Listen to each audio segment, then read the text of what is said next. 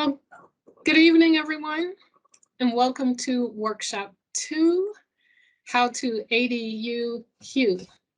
This is the second workshop in our ADU mini-series. I want to ask that everyone please keep their mics on mute. We will have an opportunity for people to ask questions during the Q&A session at the end of the workshop. If you'd like to, you're welcome to type questions in the chat along the way, and we'll be answering those during the Q&A session. Today's workshop is focused on how do you really build an ADU in Houston? What are the steps? What do you need to do? Some of the magic may be handled by your architect. Some of the magic may be handled by your builder or contractor. But we'll share the steps with you today and discuss things that you should be aware of and consider as a homeowner. If you're a designer or architect, we hope that you find some interesting design ideas and be able to discuss ADUs more with clients. I want to thank AARP for the grant they provided us for these workshops, as well as for the design competition. We're grateful for their support for the projects that we do here in the planning department. There are 3 workshops in our mini series, and we're on workshop number 2. So if you missed the first workshop, Benefits and Basics, you can find that on houstontx.gov/ADU or on YouTube. Our next workshop will be held on October 26th and focus on financing and costs. You can register for the 3rd workshop on letstalkhouston.org/ADU. I mentioned the design competition. We're reviewing design submissions for ADUs, and we'll make presentations via Let's Talk Houston. And we're doing that because we want the public to vote on their favorite design. That design will be taken through preliminary permitting review and made available to homeowners. The winning design and the remaining entries will be placed in a design book to provide ideas and inspiration to homeowners, as well as connect them to the design teams. The voting period for the design competition will begin October 4th and end on October 15th. So look for social media and emails to let you know that the voting period is open. Now, I need to mention Livable Places because all of this work has culminated because of Livable Places. Livable Places is reviewing portions of Houston's development codes to enhance walkability, affordability, and equity. Recommendations that come out of the committee will be referred to the Planning Commission for their consideration and possibly move on to City Council for adoption. The public is encouraged to attend those those Livable Places meetings. They happen monthly, and at the end of each meeting is the opportunity for the public to speak during the public comment portion. Today's workshop is in the style of a panel discussion, and I want to introduce to you the panelists that we have today. We have Kathleen Bullock. She is the managing engineer in the Office of the City Engineer, where she has worked for the past 17 years. She is a registered professional engineer in the state of Texas and a certified floodplain manager. She started at the city in 1985 and has held various positions over that time. Next is Michael Howard.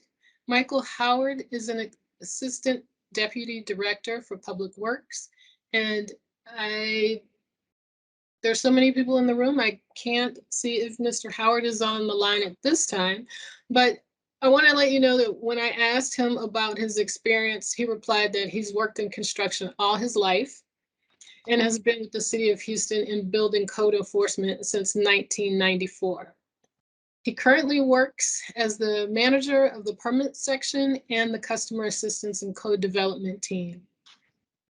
Also with us is maybe joining us this evening, Byron King.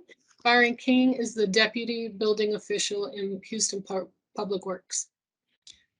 Also, Luis Villasana is the assistant deputy building official in Houston Public Works. Also, we have Danny Samuels. Danny Samuels is a professor in practice at Rice Architecture, co-director with Andrew Colopy of Rice Architecture Construct. That was formerly the Rice Building Workshop. And since 1972, Mr. Samuels has been a founding partner at Taft Architects. He remains active in all of these activities and has a special interest in affordable housing. As well as Michael Shelton. Michael Shelton is a builder with Harvard Heights Construction. He worked in civil engineering for 24 years and in 1998 built his first garage apartment behind his house in the historic Houston Heights. Since then, Harvard Heights Construction has built approximately 350 ADU projects in Houston. So each of these speakers will speak to you tonight from their particular unique vantage point as it relates to ADU construction.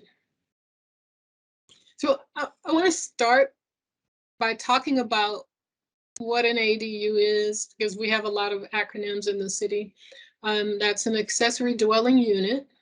Even though in our code it is referred to as a secondary dwelling unit, I think ADU is a cuter acronym than SDU, but we'll be referring to these additional dwelling units as ADUs in our workshops. The ADU is a unit that includes living, kitchen, bathtub or shower, a toilet that's connected to the city sewer, and running water. In the city of Houston, ADUs are detached from the main unit, but up to a maximum size of 900 square feet. This falls under the definition of single family in the city of Houston. But I want to let those that may be concerned about ADU development that ADUs can only be built in neighborhoods where the deed restrictions allow that type of use. We are highlighting ADUs for the purpose of increasing a variety of housing options and to encourage affordable housing. ADUs, again, you may have heard this in the first workshop, can be for not only for the homeowner, but for the homeowner to rent out for additional income.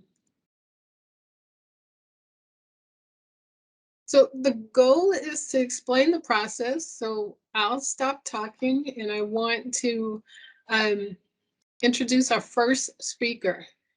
In the steps of building an ADU, I've categorized them into 3 main categories: design, permitting, and construction. So I want to start with design and ask Professor Samuels. I know that Professor Samuels, you've participated in a lot of really interesting projects over the years. Can you talk a little bit more about those projects that you've done, maybe your approach or some key features? And I think we have images to share of your work. Okay. Can you hear me? Yes. Okay. And you've got your hand on the trigger to go through these images quickly, right? Yes. Okay, I'll tell you next. So in 1996, our then dean, Lars Larup, told Nanya Grenader, my colleague, and myself to get our students of architecture out of the studio, off the campus, and out into the community. And basically, that's what he said. We were so fortunate uh, as soon as we left the campus to fall into Project Row Houses, which had just begun 2 years before that, and who for the next 20 years became the artists there became incredible, not just clients, but colleagues and fellow designers on a lot of the projects that we did on the campus. But the first thing that struck us and that I think imprinted on the students is that these houses there that were built in the 1920s, 30s are very, very small, 500 square feet, shotgun houses. And I think the significance for us, as for many others, next slide, please, as John Biggers, the artist at TSU, and his students, who became the founding artist of Project Row Houses, realized it was not so much the individual house, but the community of houses and how the houses formed into a larger framework that involved the street and the backyard, the front porch, and unit to unit, the families who were living in these. Next, please. So we were anxious to do small, affordable housing, and we thought that probably the best way to do affordable was to make it smaller. And I will say, this is 1996. Nobody had ever mentioned the term tiny houses. And actually, I don't like that term. So these are small houses by virtue of the smaller size. Um, we wanted to find out whether they were a little more affordable and doable. So the first one we did is this 900 square foot, two-story house. It's a 2.5 bedroom, 1.5 bath, and 900 square feet interior space. We call it the 6 square house. And indeed, it was a very livable house. It's exactly the size of the allowable ADU unit. And of course, there was no such term as ADUs in those days. Next, please. We used the Rice Building Workshop as a platform for research and development and building techniques. And over the years, we've done a number of different explorations to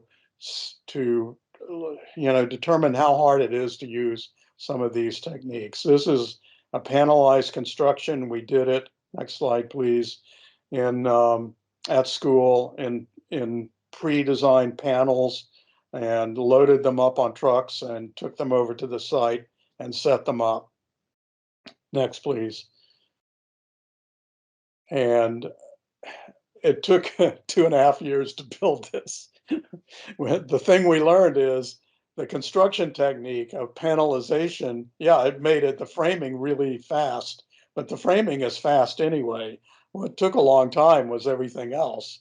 But one of the offshoots of this was the development of this 900 square foot footprint into 600 square foot duplex apartments. And the students designed this. We didn't build these, but over the years, Row Houses has continued to build iterations of this project. Now there are 50 of these in the third ward. Next, please.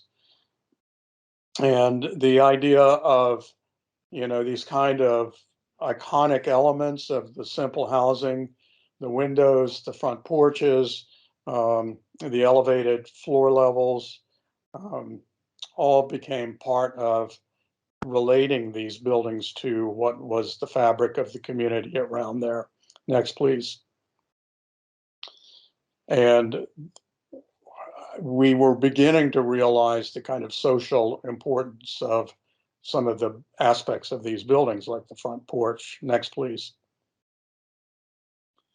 So the two-story house was a little bit difficult for students to build, so we decided, okay, if small is good, then smaller is better.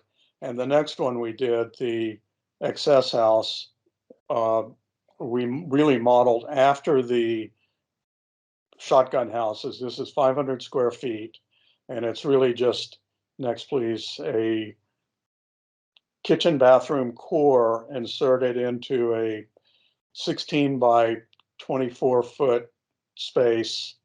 And actually, that did turn out next to be pretty simple to build. We were able to do this in, I think, 2 semesters. Next. It has this kind of transparent core element. We built all the cabinets in here, and basically it's just construction grade wood exposed as much as possible. Next, please. We always are thinking through some of the problems. In this case, the foundation problem of the expansive soils of Houston that move up and down. So we designed an adjustable foundation clip that also had hurricane hold downs on it. We had great fun doing this, but this has turned out to be a kind of probably a bridge too far in most cases for most builders. Next, please. So the students were interested in entering the solar decathlon sponsored by the Department of Energy to develop zero energy use, zero net zero houses and build them and take them to Washington, D.C. So on this one, we decided to make the maximum roadable size 14 feet by 50 feet and the maximum clearance we could get onto a flatbed truck. Next, please. We built this on the Rice campus. We lifted it onto trucks and it went to Washington, D.C. Remember this slide. This is, the lesson here is this cost $10,000 to do this. And we did it 4 times to take it to Washington. Next slide, please. Offload it onto the mall, be up there for 3 weeks during the competition. And next slide, please. Bring it back to Project Row houses. This was a very simple, straightforward house, beautiful on the inside, actually very close to net zero, has solar panels on the top. But the transportation of a prefabricated box is not the easiest thing, and not that if you want to do affordable, don't try to keep moving it. Next, please. So it occurred to us that if you're going to make a prefabricated element, probably what you want to do is make it as small as possible and consolidate all of the expensive and labor-intensive parts into that. So we started developing the idea of an insertable core, next please, that would contain the kitchen, bathroom, air conditioning, electrical, all of the plumbing, in one unit that could be inserted, in this case, into an existing house. Next slide, please. And row houses let us use one of the shotgun houses. And next, we were able to build off-site the box that had all of everything in it. This is before the drywall went up. But you can see how complex this is. I mean, you really have to program where everything is in this little 8 by 10 foot piece. But next, you can put it on a truck and you can take it to the installation site next, and you can handle it with a forklift and you can slide it into the house. We use straps to pull it in next. And here it is actually coming in, and next, the finished house. And I mean, the cabinets were all done. Everything was already done in this core element. And I think this is a kind of promising avenue. If you have a factory space that will produce these things and keep producing them, and you have houses that are actually accessible for an insertion like this. Um, the next, was it the next house? Next, please. Well, so here it is on the side and looking into the house. Beautiful. This is one of the oldest shotgun houses in Houston. Next, please. So this led us eventually into the idea of the ADU and the idea of a backyard house. We had sort of beaten around the bush on the question of urban density, but it did occur to us that somewhere between the single family house and the 3 townhouses on a single lot, that there's a option for 2 living units on a lot, one form of which might be a small house in back of an existing house. And this allows you to preserve what's nicest about some of these bungalow neighborhoods of Houston and still increase, essentially double the density of it by putting a smaller house in the back. So even before there was the term ADU, we tried this out. By this time, Andrew Colopy had come on board, and we were really focusing, this is about 5 years ago, focusing our efforts on the accessory dwelling unit. And this one was designed for Agape Development in Southeast Third Ward as housing for some of the mentors in their uh, youth support program. This was to be for 2 independent people. Next, please. But we did want to do the prefabricated core element. So that's a kitchen, bathroom, 2 sleeping areas, and a wall of storage at the back. Next, please. And a very simple volumetric. This is 14 by 25 feet, about 430 square feet, I believe it was, with a great big porch on it. Next. And as all of these, as most of these, the students actually built this. We built the core unit, you can see here, being moved off of a little flatbed trailer by hand into the partially finished envelope. And it's on wheels at this point, so we can move it around and place it. Next. And once again, this was a relatively simple building to build. These things take about 3 to 4 months of construction time, but it's spread out over Saturdays only, or sometimes half a day during the week. So the big porch, the 3 cars parking requirement. Fortunately, this house had a driveway that accommodated the 3 cars with no problem, and the building department accepted that. Next. Very nice porch. Provides plenty of protection from rain and sun. Next. And here you can look into the house, see the kitchen element, which was, the cabinets were built by students. Next, please.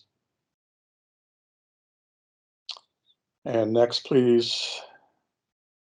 These 2 very small sleeping areas, but very clean, very commodious, 7 feet by 14 feet. Next.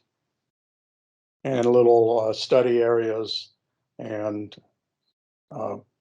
limited but ample storage space. Next, please. So this takes us to our most recent and current project. This is on this ADU, we had a grant from Rice to do the next kind of technological advance on a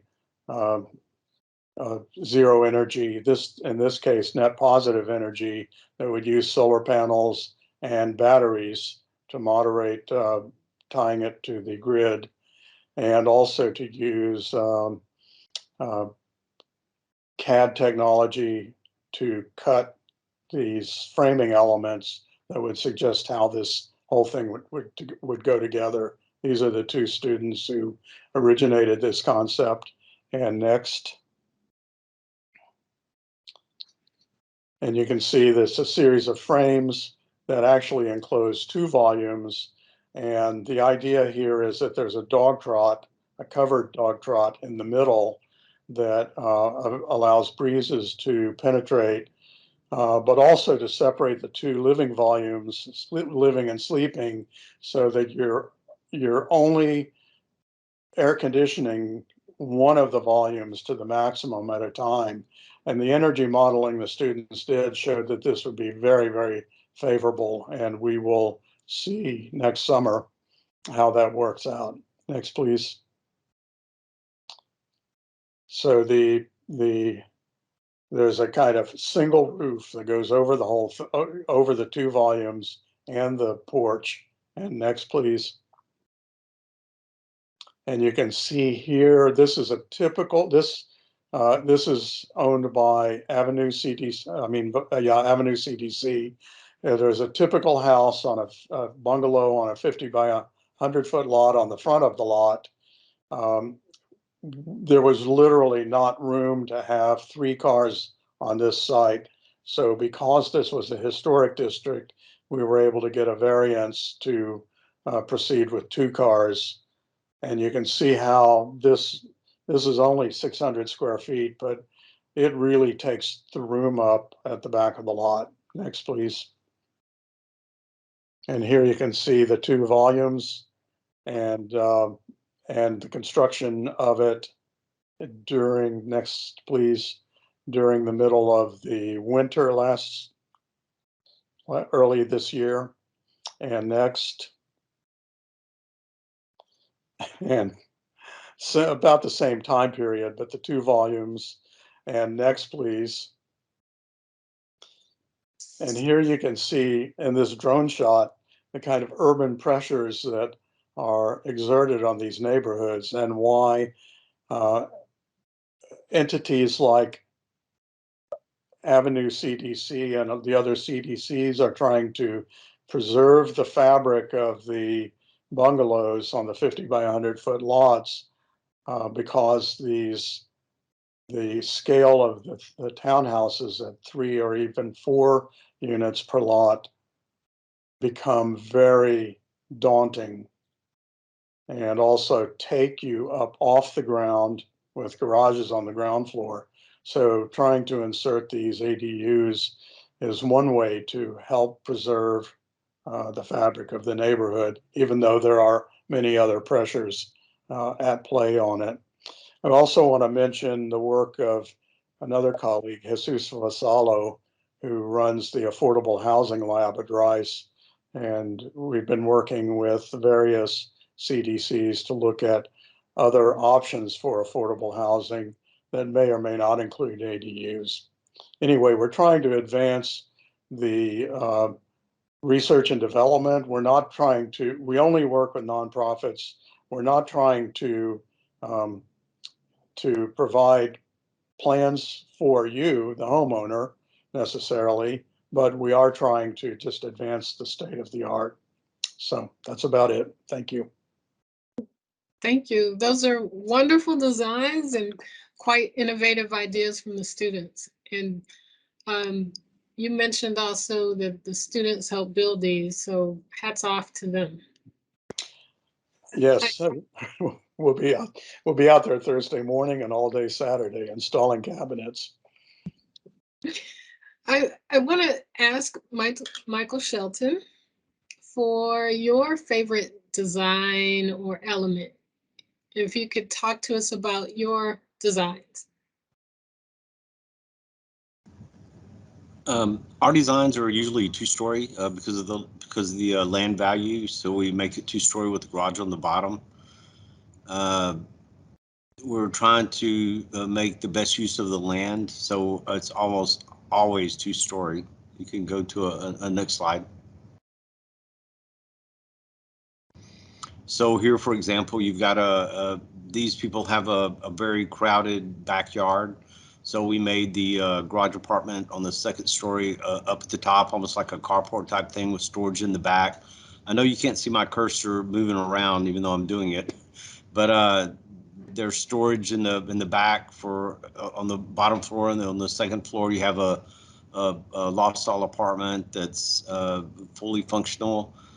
In this case, when you have a very busy backyard, you're able to make it where it's not so busy with having a structure there.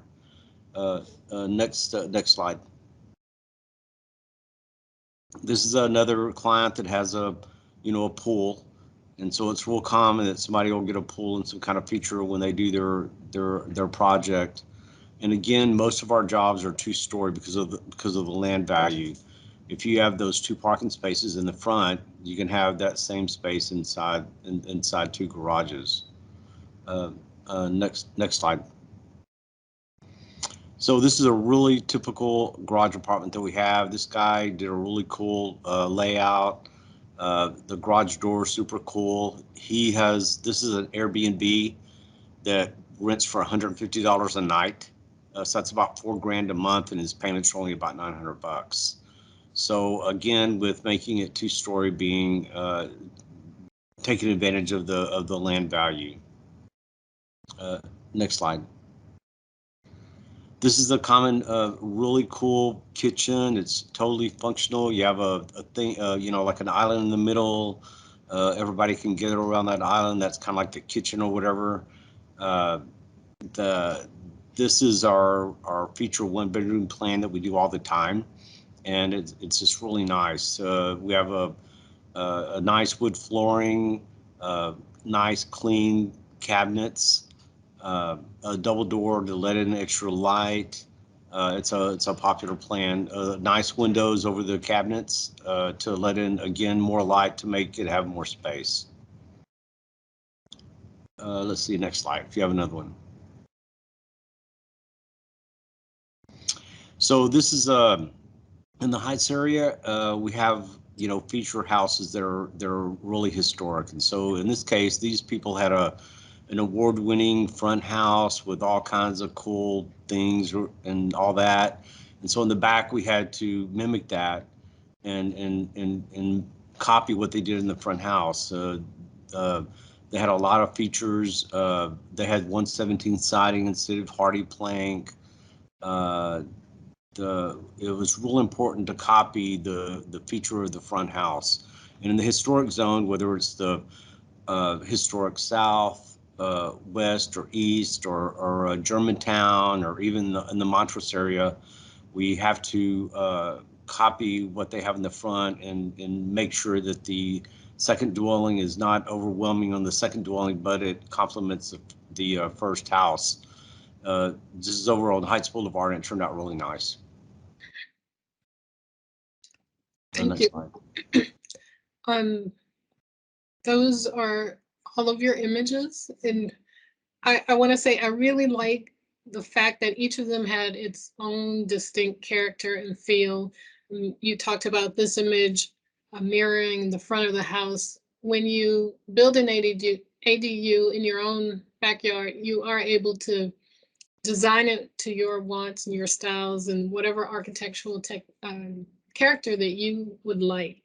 But I want to ask, how much time does it take to go through from design to permitting to construction? Well, sometimes it depends on the client. If the client is wants to trust you and understand, really you're copying the front structure. And so, like in this case, we took all the features that they had in the front structure. For example, I know you can't see my cursor, but there's some faux beams right underneath this landing. Well, they had those faux beams on their house, so we just copied that. And so really all you're doing is mimicking what's in the front house. So it's not rocket science. We, in the case of the historic zone, we, again, just copy what's on the front and complement it. But you have to understand that the second dwelling can't be dominant over the front dwelling. In this case, this client, it's over on Heights Boulevard, as an example. We just copied everything they did on the front house. It's pretty easy. We also made it 2-story. They have the land value is real important, and even if you're in the neighborhood that's going through gentrification, you still need to take into account the land value and make everything a 2-story. So what would you say, a year? What could a homeowner expect in terms of timing? No, it takes about maybe 6 weeks to get a permit. The city is really behind right now, which is no big deal. And depending on what time of the year you start, whether it's during the holidays or not, maybe 6-7 months. When we do our budgeting, we have so much management put in the project, and so if we start running over that timeline, then we're losing money through management. So what we try to do is make sure that everything goes smart and fast. Our contracts are pay as you go, so if things are taking longer than usual, then we're wasting money on management. So if a homeowner is looking to hire a architect, a professional architect or designer, and a contractor, what should they look for when they're trying to select a professional service? Try to get someone that's a design build. When you hire an architect, and then you try to find a contractor, what happens is there may be things that want to be changed. I always recommend doing a design build contractor. So, okay, so I want to move a little bit into permitting from that statement, because a homeowner doesn't necessarily need to know all of the permitting steps or walk the permits through the permitting department at the city of Houston. Usually that's the job of the contractor or the builder. So I want to ask if is Mark or Byron on the call? Now I have a long list and I'm not sure if from Houston Public Works.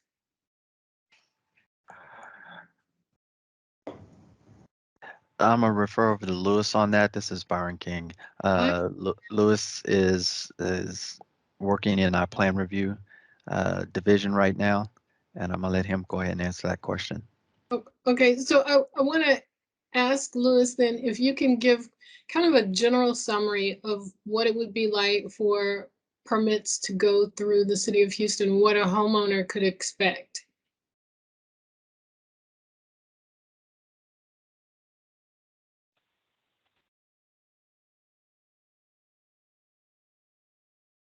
You're on mute, Lewis.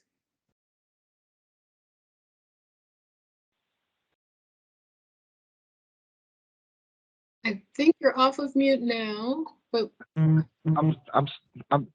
sorry, Lynn. I was trying to unmute myself. Good afternoon, everyone. Good afternoon, Professor Samuels. We haven't spoken in a very long time. It's really nice to see you. So the permitting, I guess the Reader's Digest version of permitting, right? The first thing that we would be doing is considering if there's no platting that has to take place and we're just going to move forward. The first thing that would happen, you would be submitting a permit application to the city of Houston. It would probably go through an address verification if there's never been a second dwelling on site. We typically do not give separate addresses for the second dwelling. It would be more of to our term, the accessory dwelling units, which would be addressed to the front. So typically there may be if there's a separate electrical service, we will consider the separate address, but more often than not, it's going to be connected with the service to the main house. Once you get past the addressing and there's a project number that gets assigned, all the submittals will be taking place through our electronic plan review process, right? So everything's going to be submitted.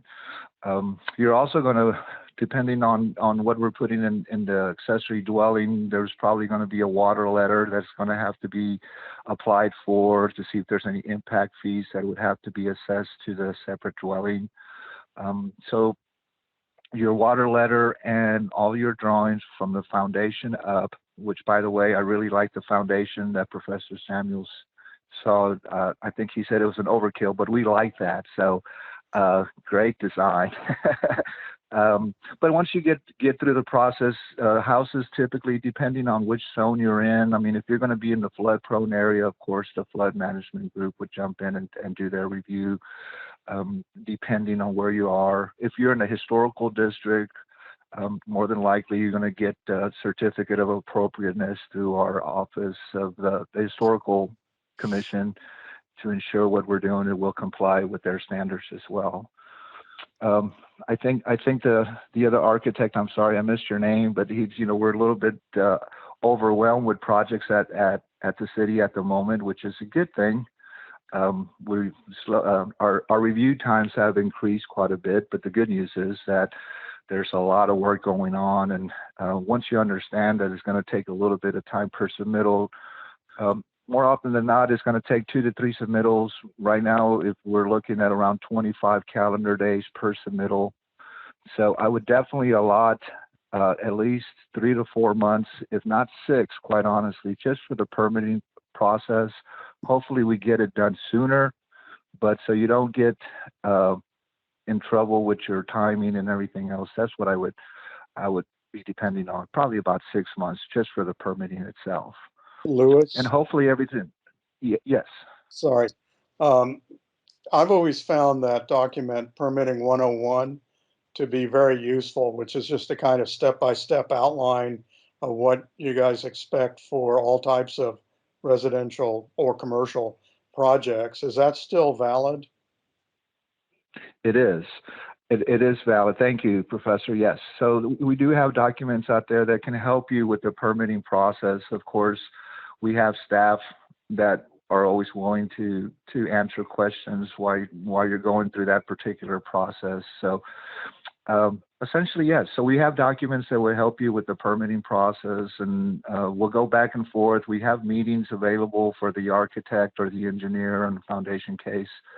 So we try to make it as best we can. The only thing we have right now is that we have a time delay right now in the permitting department. And can you talk a little bit about costs? I know every project is different, so there's no standard fee for permitting, but can you give homeowners a sense of what permitting might cost to take an ADU through the permitting process? Yes, I can. Well, it's the permitting is going to be based on the cost of improvement for the dwelling, right? So it's going to be based on the cost of improvement of your accessory dwelling. Of course, there's going to be electrical permits involved, and plumbing and mechanical, and those are separate. And like you said, Lynn, it's kind of difficult to pin down how much it would cost, but it's all predicated on the cost of an improvement. We also have fee schedules out there that would help you get to some sort of, I guess, close to the cost of the permit. If I'm not mistaken, we also have a fee calculator online where you can enter the cost of the improvement, and at least it'll give you the building permit. It gets pretty close.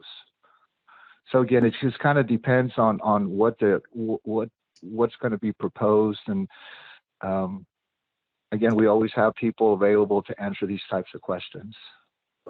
Okay, and so affordability is one of one of the things that we have in the front of our mind when talking about ADUs.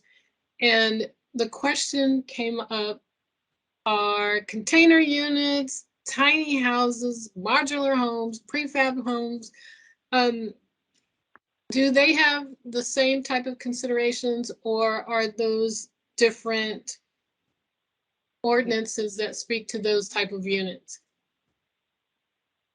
No, it would be the same if we're going to be looking at something that's prefabricated, for instance. More often than not, those are going to be approved by the Texas Department of Building Code Council. So it would be a state-approved building. In the instance that Professor Samuels was showing, if we're going to be doing a fabrication off-site, We would typically have that as an approved fabricator. We would have to go through the process of having the engineer go and take a look at the facility, and once they apply for an approved fabricator, in which case then they can use those products. It's typical. I mean, we've done it before, or should I say it's not atypical. We have done it before. We've done it in commercial applications as well as in residential. But if it's a state-approved building, those plans come from the state, and we will not do much of a review on the actual structure because that's been approved by the state. We will look at everything that's coming up and hooking up to, what's going to energize the building, the water, and all this. One thing that we do have to consider too is detention, and I was trying to get to that point so we can. I think Dr. Bullock is in attendance from the Office of City Engineer, that she can speak on the detention, which is also one of the big things as well.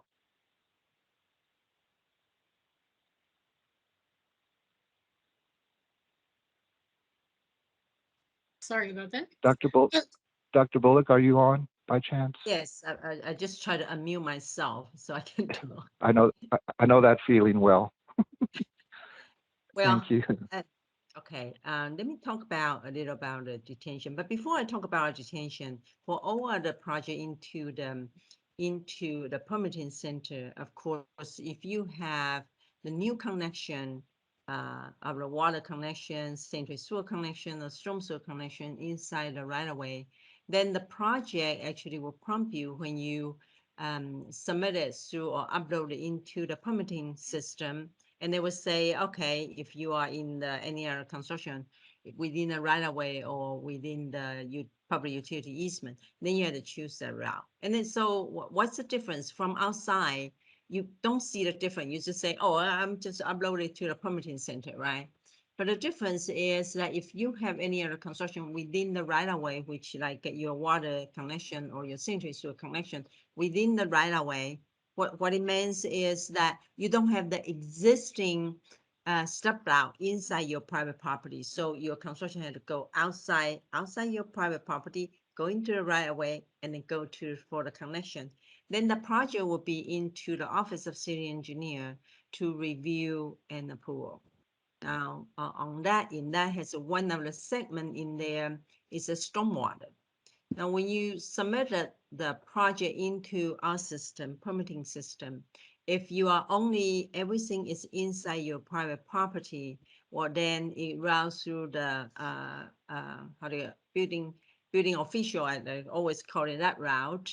And so Louis, the team were taking over, but in there has the stormwater piece in there. Then stormwater will be internally route through the Office of City Engineer, because the staff reviewing the stormwater is all in the Office of City Engineer.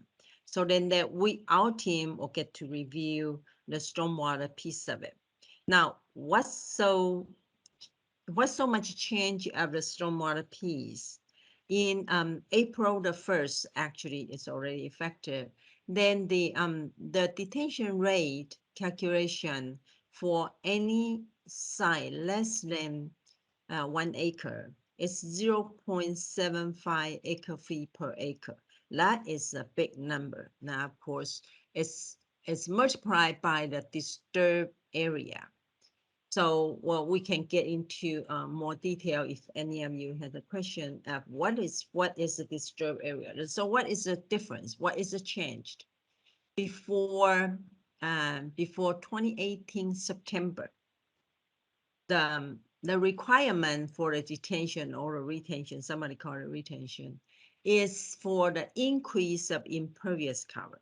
So in a project, if you have proposed new impervious cover, which means that water cannot go through, right? Water just should flow on from outside, in a simple way to say it. Then if you have any other increase, then you have to provide a detention volume for it. No matter where you put, you can put it underground, you can put a hole in the ground, you can dig a dish. I always say, oh, you can dig a fish pond in the back, so you count the volume. That's the volume that you count. So right after, well, when we have the Harvey hit us so bad, so the city went in to change from the increased of the impervious cover to the disturbed area. And at that time, the ratio was not changed. It's still less than 1 acre will be 0.2 acre feet per acre. Larger than 1 acre will be 0.5 acre feet per acre. But starting from April the 1st, 2021, we changed it to, if it's a less than 1 acre, it's become 0.75 acre feet per acre. If it's more than 1 acre to less than 20 acre, then has a curve that you have to follow. But the minimum is still 0.75 acre feet per acre. And they are all, I say, oh, they are the byproduct of the hobby. So you have to go into use the Atlas 14 on the rainfall intensity. So it's much more, it's about close to triple in some area.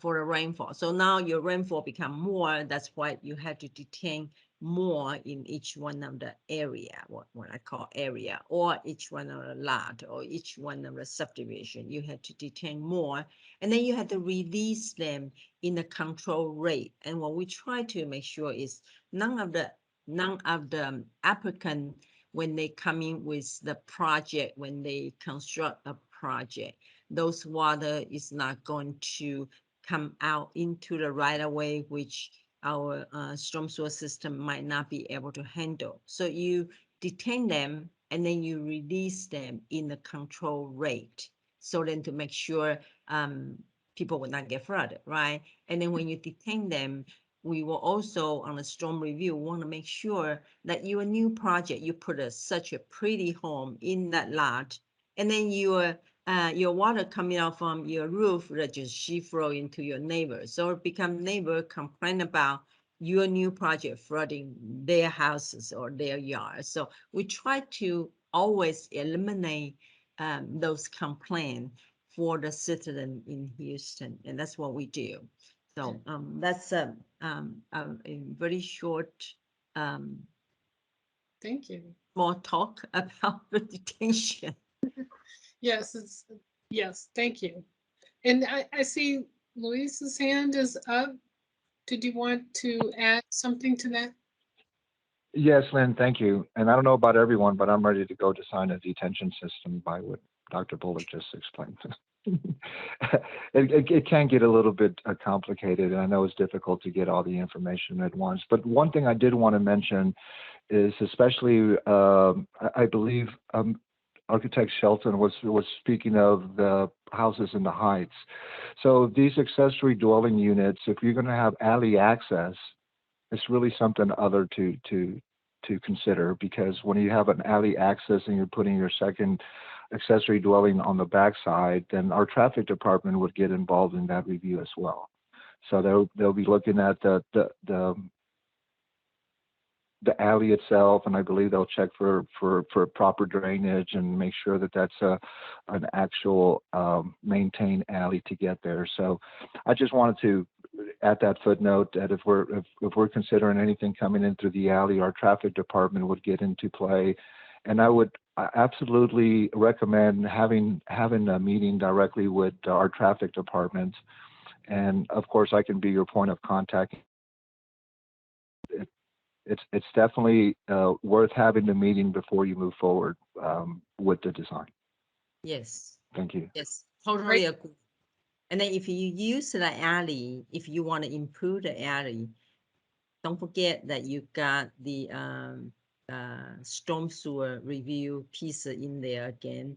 You have to have a positive drainage. Make sure you don't flood anybody else. Make sure you don't block anybody else's flow. So that's very important, I think, for the citizen living around the area, other than we allow approving new construction into the area.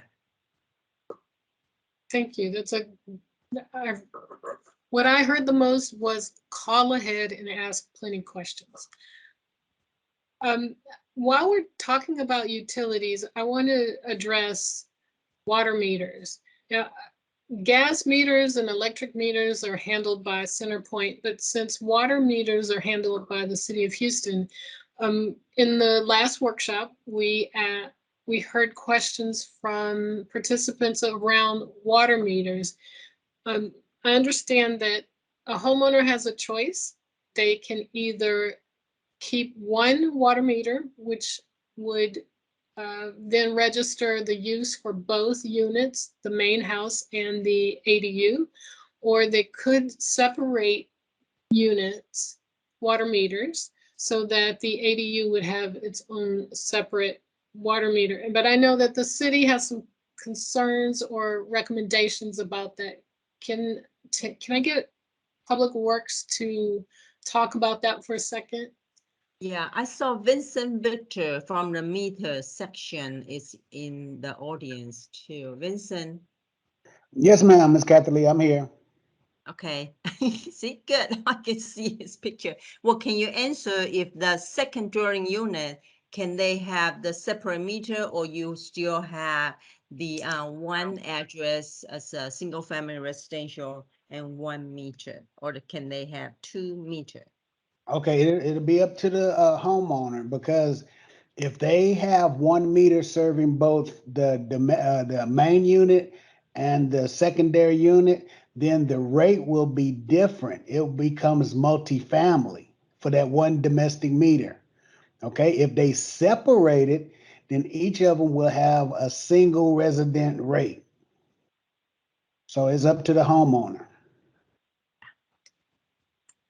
Thank you. Thank you, Victor. Okay. I see Savita's hand up. Savita, would you like to ask a question or make a comment? I thank you, Lynn, and thank you, Kathleen and Vincent, and all the speakers. Louis, definitely thank you for your insight. I wanted to ask a question that came up last time, Glenn, is about if the lot is or the unit is taking access from an alley, how should the water flow? Like the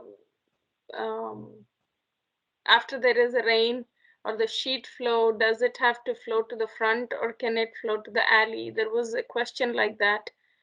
Kathleen, can you please answer? Yes, yes. Okay, thank you. Now, normally design for engineer design, they always try to route the stormwater from the back to the front, because normally when we call front, it's the right of way, right? So the storm sewer system is in the right of way, so you route from the back to the front. However, we in the city of Houston, we have several lots, even though we said city of Houston is so flat, there's no elevation, but you do have several the area that the backside is actually lower. So when the backside is lower and the front side is the right of way, for example, you're right next to the bayou, backside is lower. It's very difficult for us to ask anybody. No, you had to throw it to the front, but you can't throw it to the front because the water don't flow upwards or upslope. So you have to throw it to the back. So then we will allow them to design the flow to the back. However, you cannot just sheet flow into the back alley and then hopefully they don't flood anybody else. So when you go, no matter which way you go, because the back normally doesn't have a curve.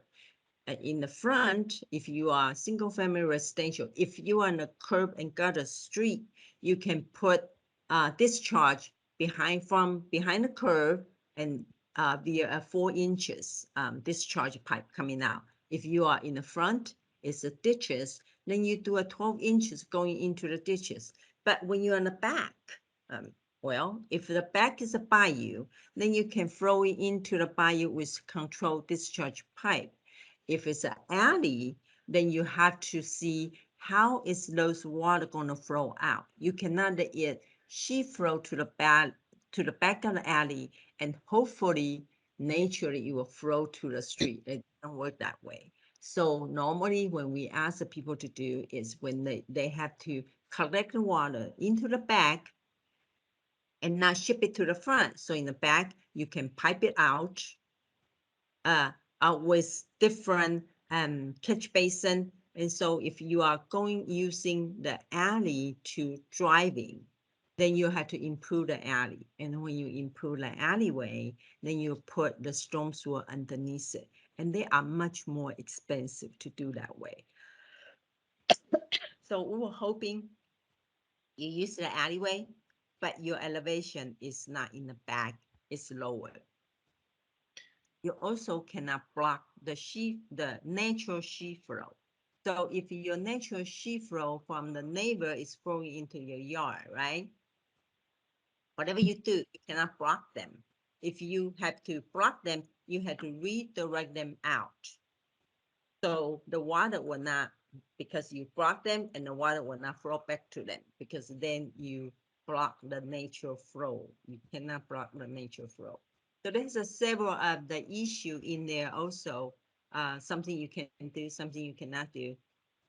And the best way for me is when somebody asks a question and give me the site layout, then we can always go over it. And Louis say that correctly before. He said it's always good for if you have this type of a project and you know that's probably going to go over and over and over again and again for many other projects, then you want to call Louis, and then he will set us up. Then we can go over those type of a project. That'll be much easier for everybody. Thank you. I do have other questions that I want to ask the panel, but I see a number of hands being raised. So I'm going to take a few minutes to allow some of our guests. I'm going to try to call you in the order that I saw that your hands were raised. First is Brad Reeves. Do you have a question? Yes, I do. Can you hear me? Yes. Very good. Yes. So my question is, if you're thoughtful about your design and minimize adding impervious areas, such as going over the top of a garage or extending over an existing paved area, will that keep you having to do any other forms of mitigation for drainage? We try to see if the situation one by one, if you have, okay, for example, if you got the existing foundation, I said foundation, the house burned down, right? Foundation is still there. So you're going to just build another skin over the existing house footprint. Just build another skin over it. Well, then you will not trigger the detention requirement. However, if you start changing the footprint of your houses, and then wherever you touch it, you excavate them, the area you disturb. After that, if you put the grass back, you do not have to provide detention. But if you become disturbed, and then after that you put a concrete impervious surface back, then those area is the one that you have to provide detention. Thank you. You're welcome. I see another hand from Allison, and I think your question is very similar to that one. Allison, Yeah, my question was about drainage from one property to another, and I heard a couple things in the previous answer I wanted clarification. So if somebody has done modifications on their property and now the rainwater discharges onto your property, what recourse do you have? What can you do about it? And then you made mention of not blocking the natural flow. So if you were to put containment and then it flooded back onto their property, is that then your problem?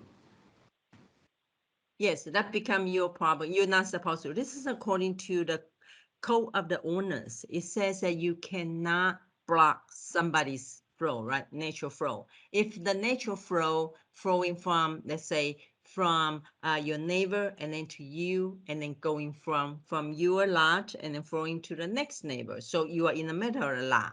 Well, when you build this middle lot, you are not supposed to block anybody, right? So what you do is you reroute there, you pick up the neighbor originally flow to you, you pick them up, and you, with your last discharge, the stormwater, all the collection, and then you discharge it all out to the cities right away.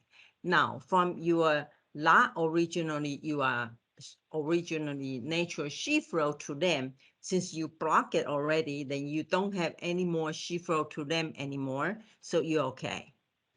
But don't create something to throw into them again. Okay.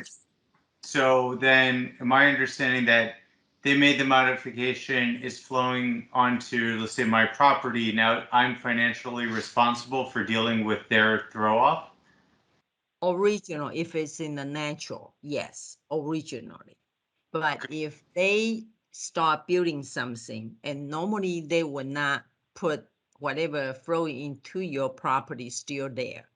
They will not put them back, because we would, when we review them, we will have them stop it to whatever is coming out to their property, direct them out to the city's Got it. system.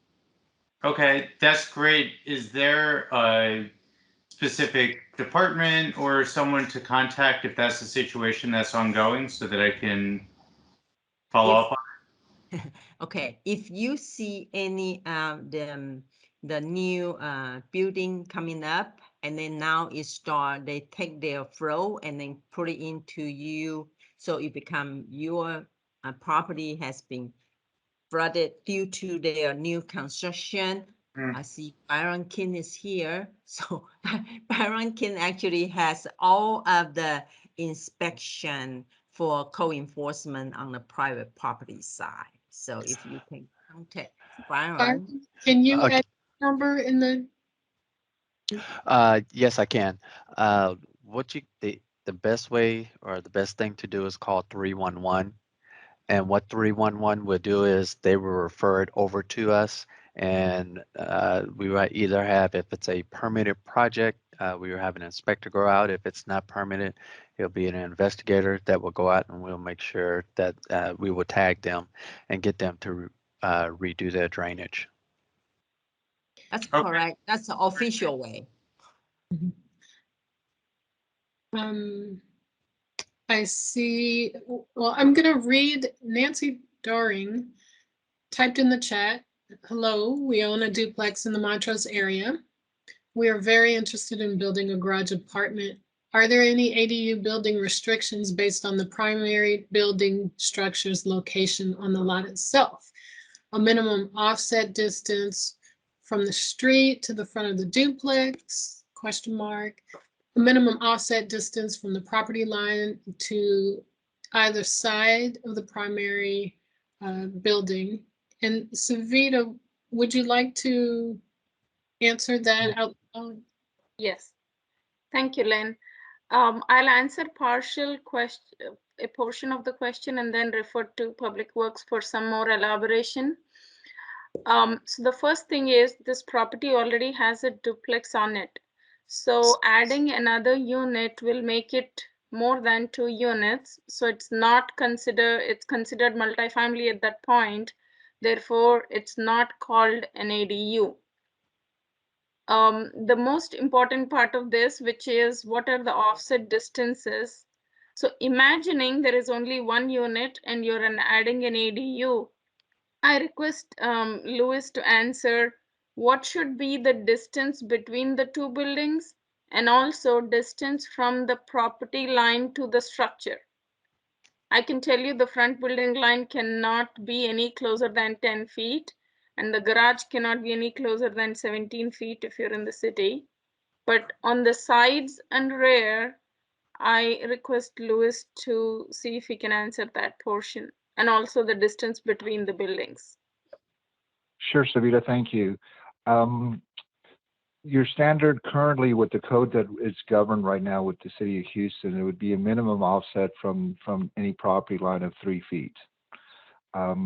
Typically between the 2 structures, there would be an assumed property line, and typically they're going to be a minimum of 6 feet away, which would give you 3 feet to the existing structure and 3 feet to the ADU per se.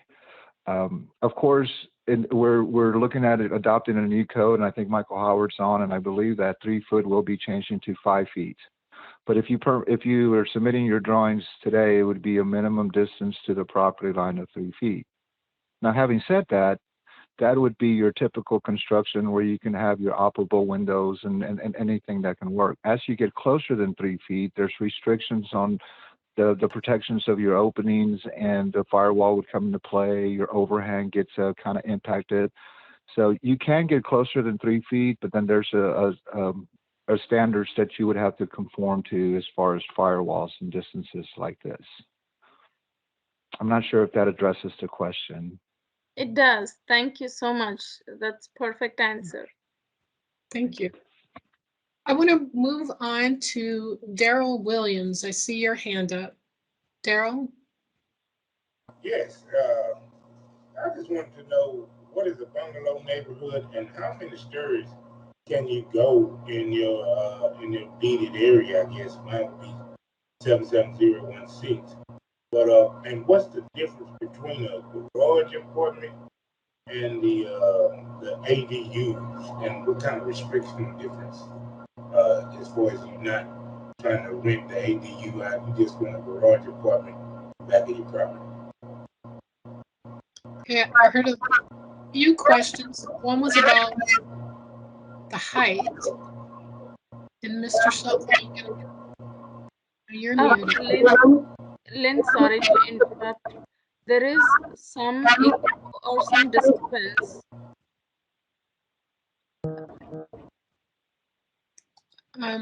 Okay, I think it's better now. Yes, definitely. I heard height. Are there height restrictions? No, I was saying how many stories for ADU are large apartments in the back of your own property? Can I get Public Works to address the number of stories in the Sure, Lynn. I can try. I can try that one. There is not a height restriction as far as your building code would go. You would, as the higher you go, the further the distance you are to your exit, and that's something that you would want to look into. But typically, in your single-family dwellings or at ADU, the distance to the exit doesn't typically come into play. So there really isn't a height restriction. And for a garage apartment and an ADU, the building code will not distinguish from either. If you get closer than the required distance to a property line, the requirements are the same. Thank you. Lynn, can I answer the first portion of the question by the previous gentleman, Daryl? Yes, please go ahead. So the question was, what is the difference between a garage apartment and ADU? There is no difference. It's just a difference in the nomenclature. So a single family residential lot, you can have a duplex. When you say duplex, it's 2 attached units, then there is no size limit. But let's say on the same single family lot, you have a main unit and you have room to add a secondary unit, which is detached. There is a size limit on the detached unit. The maximum square footage for the detached unit is 900 square feet. It has different names. It is secondary dwelling unit in the ordinance, but you can call it ADU, granny flat, garage apartment if it's on top of the garage. So there are n number of names for it. So essentially, it's the secondary detached dwelling unit no larger than 900 square feet. Thank you. Thank you, Savita. Thank you, Louis. I see Curtis Davis's hand raised. Curtis? Yes, thank you.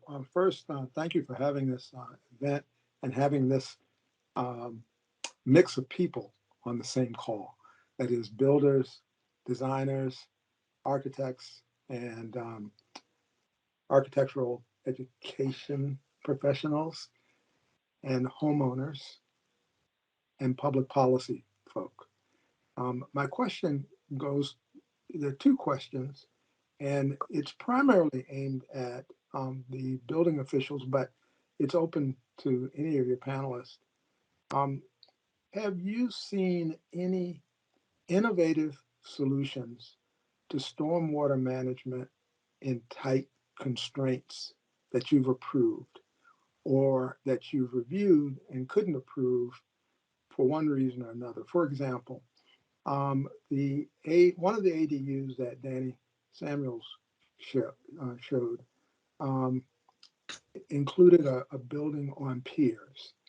Have there been any proposals that showed stormwater management done under the building, either in a polyethylene bladder? I've seen some of those examples in other jurisdictions, or in a gravel pit, that sort of thing. That's not a vault, a contained concrete vault, but something that is a little more flexible in terms of cost strategies.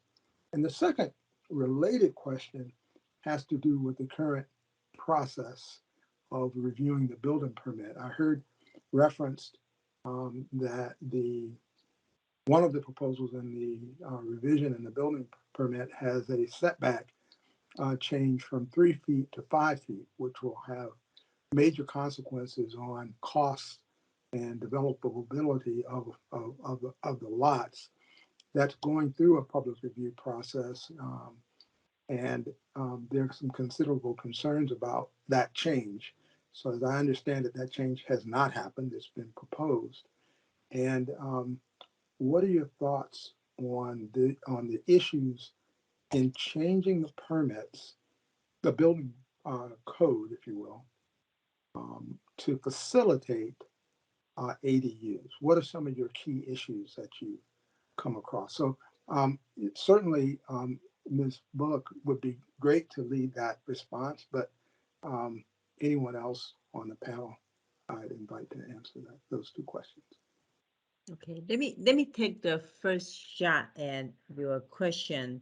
You saying, can the detention volume provided underneath the several other picture that Samuel showed underneath those footing, I call it footing. We actually, until about a week or two ago, we start receiving people questioning to see if we can do that. And prior to 2 weeks ago, I have not seen any of those proposed design coming through our office. Most of them, they coming through, they all use the, I call it hole in the ground, or the commercial, they have underground piping system, the internal drainage system.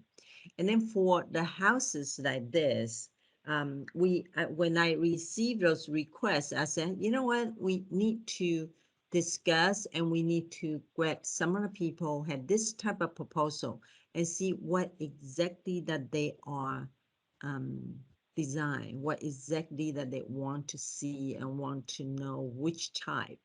I just got probably 2, and they all coming differently from different group. So I would like you to, if you can, send me your email address, and then when we start discussion, maybe you can be part of our discussion. So if you have those type of Sure. design in your mind. Lynn can share my email with you. Okay. Yes. Okay. Thank you. I also see Mike Shelton's hand. Now, Mike, I know you probably can answer your own question, but do you have a question or a comment? Yes, I do. I'm gonna let you know that the city of Houston has the drainage problem addressed already. They have, when you build a garage apartment, there's a permit that you buy called fill and drainage. And so at the end of the job, an inspector will come out and they will look and see if you have positive drainage. So if you have a unit, say for example in the alley, where the slope goes back towards the alley, they will make you put some kind of drainage system that makes the drainage go to wherever. So if you don't have the drop or the grade, you'll have to have a tank or a drum that has a submersible pump that would make the water go to the front. So when it comes to the alleys or that kind of situation, the inspector will make sure that it drains properly. So the city of Houston already has something in place for that. Thank you. That was very helpful. And these are great questions coming from the audience. I really appreciate them. I want to go back to looking at the lot. One of the questions that we received in the first workshop dealt around the parking. And I'm going to pull up one of Danny Samuel's images. I hope you don't mind me doing this, sharing using your site plan for this part of the discussion. Being that ADUs,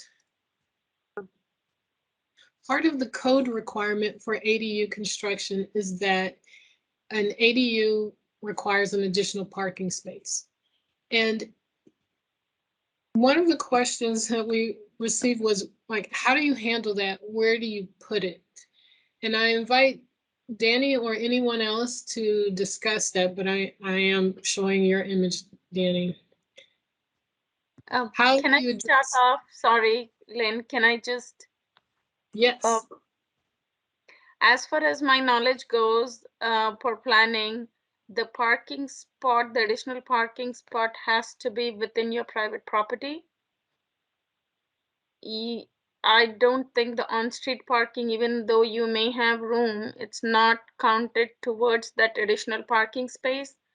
And 2 parking spaces can be tandem because they relate to the main unit, and the additional parking space should be able to operate on its own without having to knock on the doors to get out. So that's one important factor to remember. If I'm wrong, please correct me, but that's the information I have. Anybody from Public Works, do you know or have information if the on-street is allowed? Because I don't think it is allowed.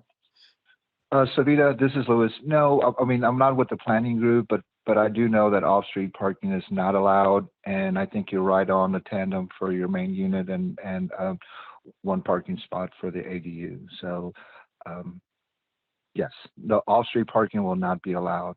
And I think while we're there, Lynn, I think there was a second part of the question of the gentleman before, and it had to do with the 3 foot to the 5 foot change, and I think that's also something that's on chat. I'm going to defer, if you don't mind. We don't want to answer that before we get too far from that one. Is Michael Howard on right now? Let me just check. Yeah, I'm with you guys. I'm listening. Thank you, Michael. I think the question. I think we have a question on chat, and I think the gentleman asked a question about when implementation about the 5 foot, and if that's set in concrete, and if we're going to move forward with it. And I think I'm just kind of simplifying the question, but maybe you can touch on that a little bit. Are you talking about fire separation distances? Yes, sir. From Yes, 3 foot to the 5 foot. Yeah, that's what's in the proposed 2015 IRC and IBC for single family residences. And that will, once it gets adopted, will go into effect January the 1st of 2022. It hasn't been adopted yet, but when it does, the goal is that it will become effective January 1st, 2022. Thank you. And there was an associated kind of question around that for officials from a policy point of view, and the designers and the builders as part of the panel, that will have an impact, a significant impact on a 50-foot lot for the buildability of the lot or the developability of the lot in terms of cost and the impact on affordable housing. And the question from a policy point of view, not necessarily from a safety, because the fire separation issue is a whole nother issue. And I didn't want to raise that and put the building officials on the defense to try and argue that. I'm assuming that there is a rationale supporting that argument as to why it should be increased from 3 to 5 feet. But from a public policy point of view, we make decisions about risk that we take in building a city. And in this case, the balance between affordability and buildability in the city and the safety risk associated with this issue is in question by many. And my question was at this point of One, do the developers and architects and builders agree that this is going to have this profound impact from a policy point of view? And if so, has there been a forum in the city to have a discussion about the risk associated with this? This is not just a building permitting question, but it's a public policy question about how we build a city and how we increase the availability of affordable housing in the city. So I don't want to go way down the rabbit hole, but it's a significant enough concern that we're having this conversation tonight about ADUs. This one change is going to drastically eliminate the possibility of building ADUs in many conditions. So if we are talking about promoting ADUs, we ought to be talking about policy decisions that we're about to make that will impact that. So that's kind of the gist of the question. And for those of you who are kind of working in this field and who've had dirt under your fingernails around this issue, I wanted to hear some feedback on that concern. Is there anyone from Public Works that would like to respond? Well, I can respond to the code requirements because that's what we're talking about here is a minimum code requirements for life and fire safety. And that's what this issue has to deal with. It doesn't say, the code doesn't say that you can't build closer to the property line. You can do that. But once you get to a certain point from the property line, you have to provide additional protection, not only for the building that you're in, but for the adjacent buildings that are right next to you. So at a certain point, the risk begins to outweigh the cost as far as life safety goes, because what's the cost of those buildings that are going to catch on fire if they're too close and they don't have the appropriate fire resistant ratings for those fire separation distances? And that's all we're asking for is appropriate construction for the exterior wall if it gets within 5 feet of the property line. It's not that you're prohibited from building within 5 feet of the property line. You can still do that.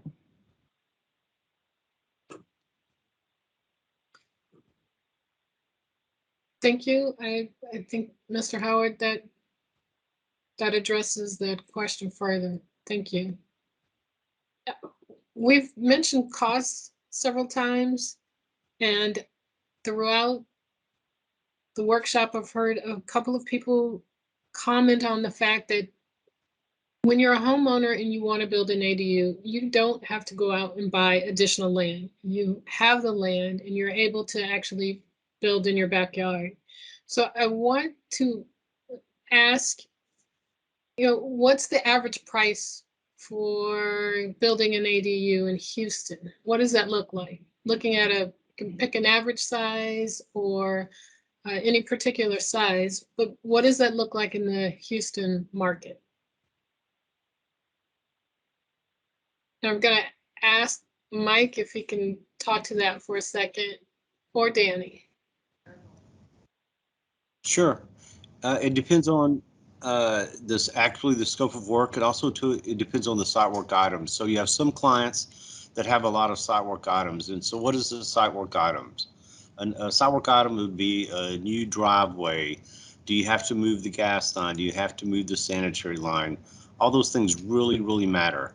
And so we have a 1-bedroom plan that's running probably about 150, depending on your site work items. And so when you hire a contractor, you need to be mindful about making sure that they itemize the cost of things. For example, again, do you need a new driveway?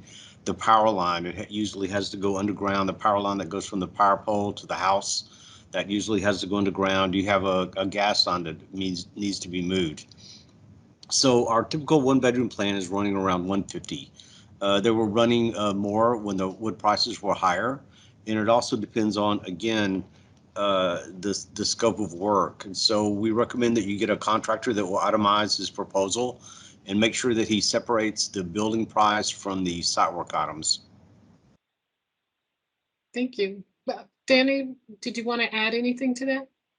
No, I think Mike was very straightforward about that. 150,000 sort of the price of starting. And, you know, it's, there are not very many ways to make it less expensive. It's like there's a threshold that you have to get to. And if you're looking at affordability, there are other things you have to do than cutting down on construction cost. My experience. You can't build affordability. You have to find other ways of affording, and a lot of times that is subsidies of rent or subsidies of construction. Can I say one more thing? Yes. We're lucky that it's only 150. And like if you go to Portland, Oregon, or some other part of the country, the permitting is just staggering just to get a permit. So we're lucky that the city of Houston charges what they charge. For example, I had a friend recently that went to Denver, Colorado, that's trying to remodel his bathroom. Just the permit for the bathroom was $5,000. So in the city of Houston, for example, your impact fees probably run maybe $1,100-1,200, and then the actual permit is maybe $1,500-1,600. So we need to be grateful that we have the cheap prices that we have for permitting, and be grateful for that we have the pricing that we have down here and not in the rest of the country. Mike, during our preliminary discussion, we talked about cost of foundations, and you know, Houston presents a unique problem for foundations, because to get down to stable moisture levels, you have to go 10, 12, even more feet down.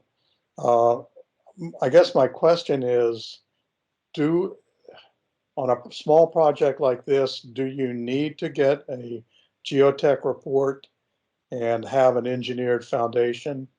I guess this is probably more to Luis than Mike. If you're familiar with the Houston climate and going around, for example, the Heights area has really good soil. Anything south of like Allen Parkway or whatever, or on the east side, has to have a soils test and drilled piers. Drilled piers add maybe about $4 or $5 to the price of the project, and you also have to have a soils test. The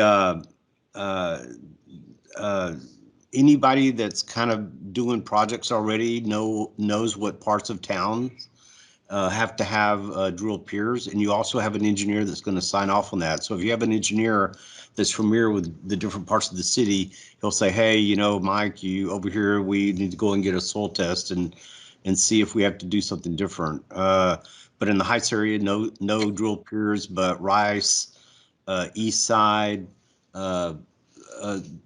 you're gonna have to have drill piers, and you're gonna have to get a soils test. The city requires a soils test if you specify drill piers on your drawings. I see Michael Howard's hand up. Would you like to add anything to that? Yes, I just wanted to, I don't know if the people on this meeting know about it, but the city of Houston and Harris County had recently worked together to develop some standardized elevated foundation drawings that are available for people who want to build single-family residences without having to go out and hire an engineer to do that for you. So, I mean, we have those available on our website, and if someone's doing a small house like this, it'd probably be the perfect type of drawings that they could incorporate into their details to get a permit that wouldn't require them to go out and actually hire an engineer to design the foundation. They do actually have a standard drawing, but it's only for a one-story only. Is that the 2x2 concrete footing that goes down 1 or 2 feet and then CMU on top of that? No, it's actually some drill piers. There's different, it's a full set of plans that has different styles. They've got auger piers or piles. They've got drill piers.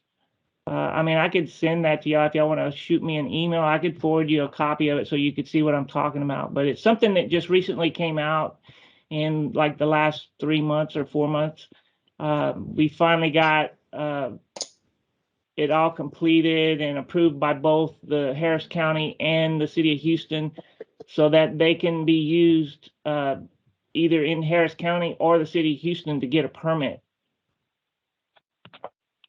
You know, that's true. You could probably do that, but as a builder the liability ends up being an issue. So you need to make up your own mind about that. So if you have a builder that's willing to take that chance, if you aren't sure, you should get a soils test.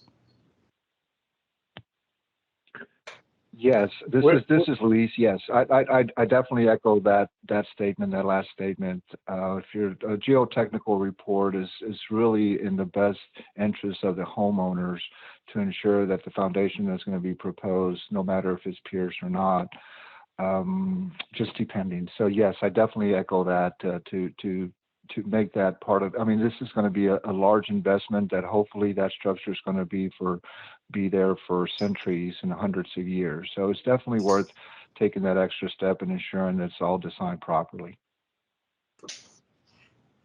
So while we're talking a little bit about costs, a little bit about several items, but I want to ask Mike, before we're too far off of cost, you mentioned to me previously some really interesting financing opportunities that may be available at some banks. Yes, you know, a lot of banks have what they call a home equity line of credit. And so what that means is they'll give you 90% of your appraised value and 90% of your construction contract. They usually require that you have that it be your homestead, and you have about 20% equity, and you can get a zero money down.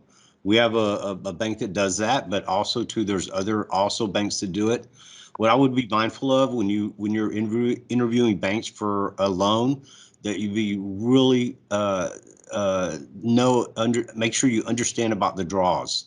And so sometimes, for example, you have a bank that will give you a loan. Well, they'll give you all the money at one time. You don't need all the money at one time. You only need the money in the form of draws. So as you make progress on your project, they'll pay your contractor based on a draw. And so if you go with a bank that will maybe have a lower rate, well, you're going to end up paying the whole payment because you borrowed the money all at one time. Make sure that you get a bank that will do draws with interest-only loans. And also, too, make sure that you know about the fees that they charge. For example, sometimes when you have a loan with the bank, they will charge you all these fees that will offset the rate that they're charging. So they may have a cheaper rate, but they're charging you other fees that they didn't tell you about. Like, for example, charging $75 to write a check for a draw, or they may charge you for an inspection fee. Make sure that you understand about the fees that you have, and make sure that you get a bank that will do interest only and draws with no fees. Thank you. That's great information. So if you're with a particular bank, you can call your bank and ask them these questions to see what they have available. I see a hand that's been up for a while. It says Van. Van, would you like to ask a question? Yes, can y'all hear me? Yes. Okay, my question is pertaining to homesteaded property, like for senior citizens. And basically, how would that affect the taxes if they're going to be using like an ADU housing for a caregiver's or for a maid's quarters to take care of that senior citizen or that elderly individual on a homesteaded property? That's a great question. In fact, we've invited HCAD to attend our next workshop. We need to confirm whether or not they'll be there. But I'm not sure how they would value that particular structure, but I'm assuming that the value would go up by some rate that they use to calculate the value for market value on the home. And you can go to hcad.org to see what the rates are where you live, because they're not necessarily the same all over the city of Houston, depending on what school district you're in, what county you may be in, and if you're in, for example, a management district or not. There's some other districts that may charge fees that affect your taxes. So I'm hoping to get HCAD to speak more specifically to that question at our next workshop. And I hope you register and can come. I could ask one more question, ma'am? Yes. Okay, what department would that be that you would get in touch with that to ask or to get that particular type of information? Savita, are you still on the call? Yes, I'm on the call. I think the question is, within Harris County Appraisal District, which department do we reach to? Yes, I was going to ask if you could put their main number in the chat. HCAD's main number? Yes. Okay. Yeah, I'm not aware of which department within HCAD, but yes, I'll pull up the number in a minute and add it. Thank you.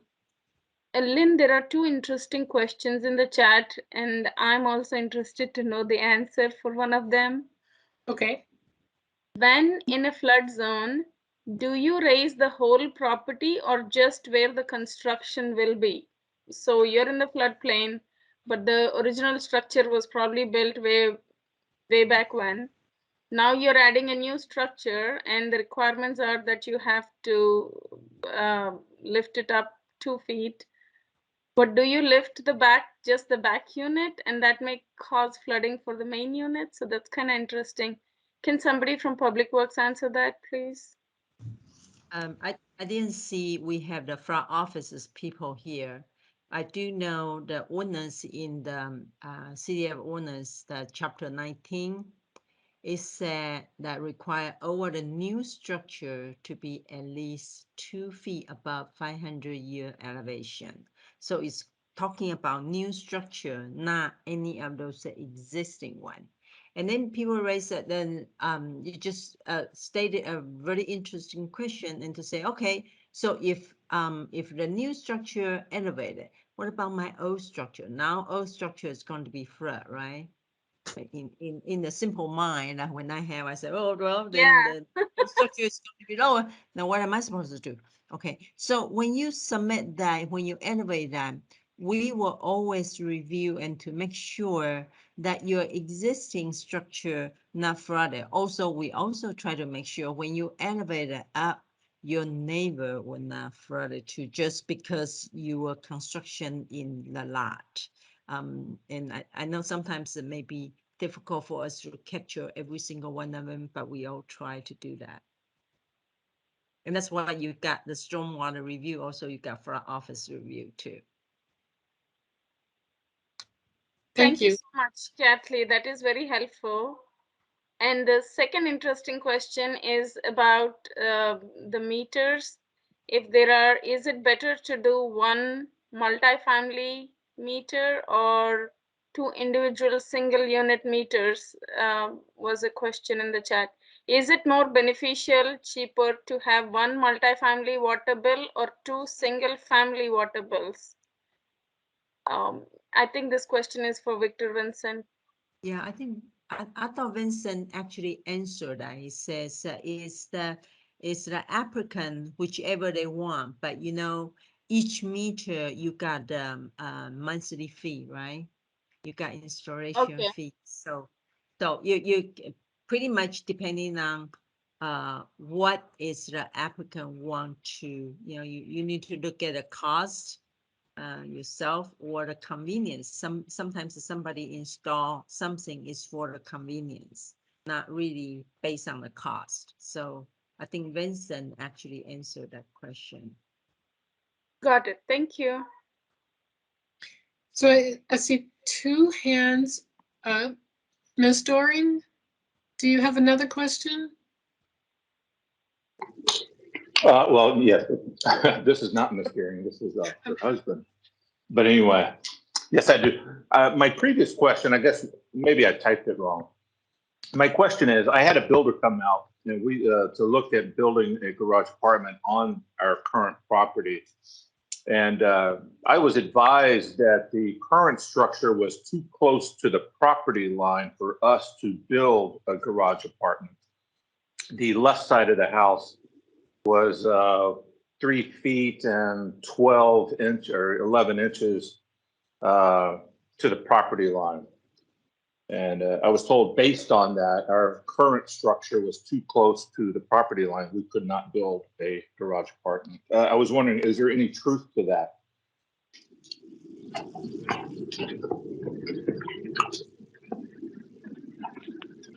I can try that one, Lynn. I can try that one. This is Luis. As far as building code would go, you said there was 3 foot and some to the existing structure. Again, right now, the minimum fire separation distance is 3 feet. I'm not sure if they were alluding to some sort of detached garage setback that I'm not aware of, or for sure we can't build on top of any easements, right? So we know that for sure. But as far as building code goes, I mean, again, your minimum fire separations currently right now would be 3 feet. So I'm not exactly sure of the scenario. However, we can certainly visit, and you can show the site plan, and I can try to at least guide you or answer some of your questions in detail for that specific application. As far as building code goes, I'm not sure if Savita would have something on kind of the detached setbacks or something like this, but it's worth noting right now that the city planning department, if you get to closer than 3 feet, I believe the maintenance agreement comes into play. And yes, I think our city planning can expand on that just a little bit. Well, I mean, just to be clear, we're talking about the current structure, the existing structure, not even the item to be built. So I was told the existing structure was too close to the property line for us to build a garage apartment onto, which within 3 or 5 feet offset, you know, I mean, plenty of offset, but it was just because of the existing structure was too close to the property line that we were told we were unable to build a garage apartment. Yeah, I'm not exactly sure of that circumstance. Like I said, we can definitely visit on that specifically. I think my number got put up on chat. But for your 16 structures, 3 foot and change, I'm not seeing the connection there on why it's not in conformance. So just specifically, I think we can chat offline, and we can perhaps have our own meeting with your site plan. And I'm sorry, Savita, you were speaking. I'm sorry I interrupted. Yeah, No, excuse me, and thank you. I was trying to understand the question. Nancy, did you mention that the existing structure, are you talking about the front building line, that it's too close to the public street? No, it's not too close to the public street. It's 20, 25 feet off the street. It's just that I was told the existing structure was less than 4 feet from the property line on the west side of the building. Therefore, we could not, the city of Houston would not permit us to build a garage apartment on our property. Okay, so that's an interesting situation, which I think we will have to look at the plan like Louis was suggesting.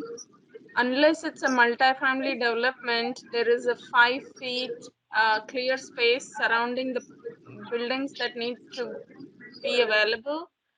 But this is an interesting situation, so please send us some information. I can put my email address in the chat. Well, thank you. I appreciate it.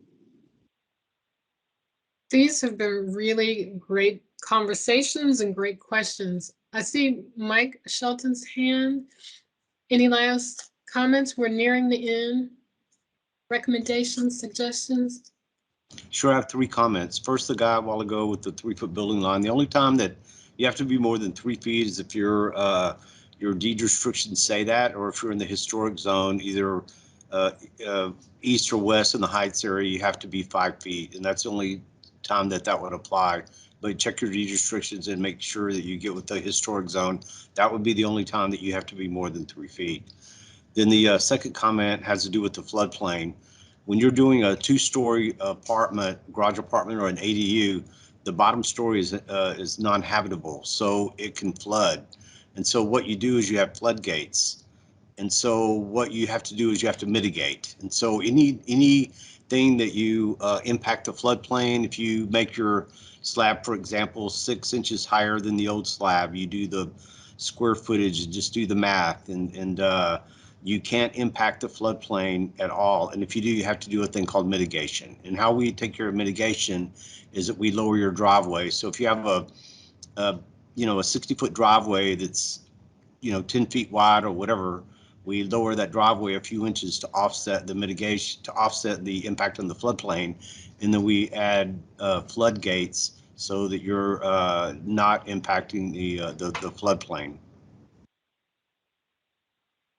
Thank you. Thank you for that. I see one more hand up for questions from Daryl Williams. Excuse me, Daryl Williams.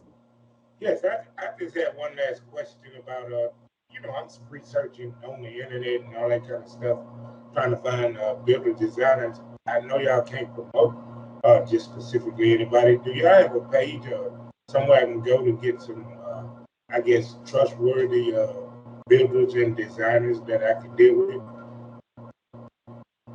That it is true that the city of Houston cannot recommend any particular contractor over another. You would have to do your homework and do your own interviewing of those individuals before you make a decision. Thank you. Thank you. So I want to ask the panelists, are there any last suggestions, recommendations, closing points before we end?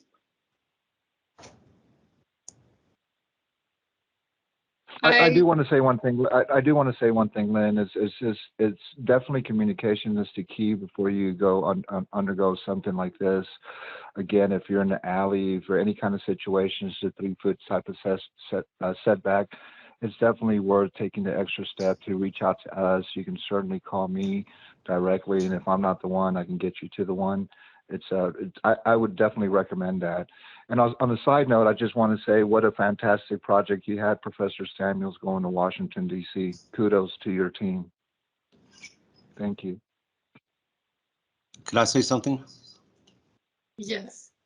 I want to let you know that the city is really understaffed and they're doing just a great job. Thank you. I appreciate that. Thank you. You can imagine working for the city is almost like you're like a, I don't know what to say, you're volunteering kind of a little bit. You're not making what somebody would make, in my opinion, worth it. The city is just doing a great job for the resources and the people they have. Well, I'm grateful. I really need to follow you. So when somebody complain, I can say, oh, here, talk to Mike. Thank you. Well, they're understaffed. I mean, a lot of people quit when they made everybody come back, right? And then when the mayor wanted the vaccines, which is a bunch of other people quit. And I'm just saying that when you go down there, you can tell that everybody's really trying. I think the staff that are here, they're here because of a love for what they do and for helping and serving people. So thank you for that. Thank you. Danny, I saw that your mic was off. Did you want to follow up or say some last words?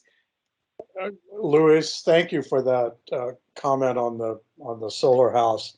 I think it's been a great discussion, and I assume that this is going to continue on, and there will be we'll be covering a lot more ground in further discussions. I'm looking forward to that. Thank you. And I want to mention something that Byron King told me today. For homeowners that are going through any construction, the permits that are filed, you can actually track the permits on your own home. as the contractor or builder are going through the permitting process and construction. And if I've misquoted you, or if you need to make any edits to that, Byron, I'm welcome for any additional comments. Otherwise, I also want to state that out of all the conversations that we've had this evening, we've talked a lot about different codes and regulations. What we discussed today does not, that is not a complete list of all things that you need to check or go through in terms of permits, following codes, and following regulations, because everyone's site is different and may have or require different things. So please make sure that you select a contractor or builder that has experience and that you ask plenty of questions. Even though it may be your project, you are still welcome to call the planning department and public works to ask questions about your project. I want to thank all of the City of Houston staff that are on the call tonight. That is an example of what Mike mentioned. I don't have extra pay to pay the staff that are on the call tonight, from public works to planning. Anyone else, thank you for being here. Thank you for helping put on this workshop, and thank you for staffing this meeting.